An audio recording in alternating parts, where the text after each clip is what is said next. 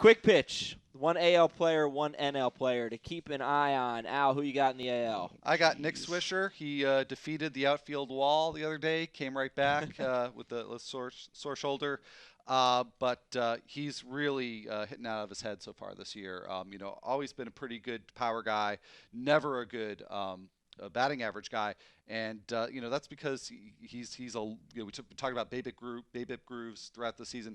This is a guy that you could count in year out. It's gonna hit 250, 260 on balls and play very very low. This year it's around like 370, something crazy like that. So I don't really. It's nice to see because it's backed up by some good line drive power, but it's still just way too aberrant for a guy who's about to turn 30. Did he just use the word abhorrent? Aberrant. Aberrant. Unusual. Yeah, Fluky. I didn't even know what he said. I was like, what? I thought it was abhorrent, but it's aberrant. Yeah. It's not abhorrent at all, Yeah. but it's quite aberrant. So these are two different words we're talking about. Yeah, apparently. I didn't even. You I don't even know. totally I can't even spell the word that he just said. I had not heard of it. I just made it up. You could have pulled that off. Sure. Anyhow, the point in there somewhere was that it's a nice start. What do you do if you own Nick Swisher? But if you own Nick Swisher, sell high. It's a sell high opportunity. You want to buy him?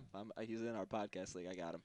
No. If I've got him, I want to try to get value for him. Yeah, no. Give me some good value. I own him. All right, Emac, who you got in the AL? Aberrant, straying from the right or normal way. ABERRANT. That's what I was saying. I know. I'm trying to learn something. See, I'm stuck in journalism school where they say you have to write at the 6th grade level.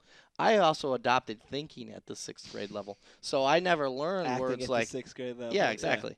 Yeah. I never learned words like aberrant. You just don't want to confuse it with abhorrent because you'll say something Abhorrent, like that different. would be abhorrent if I did that. Yes. Emac in All the right. American League. Mark Trumbo, okay, he was saying, yeah, it's PCL. But Trumbo, 2 years ago in the minor leagues in 2008, had 32 homers and 93 RBI. He's been a run-producing machine in the minor leagues. He's only 24 years old. He was a late-round draft pick, so he's a little flying under the radar. This is a guy that they see as a long-term major leaguer, and with that opening at first base, he can arrive. So put a dollar bid on him in AL-only leagues. All right, to the National League.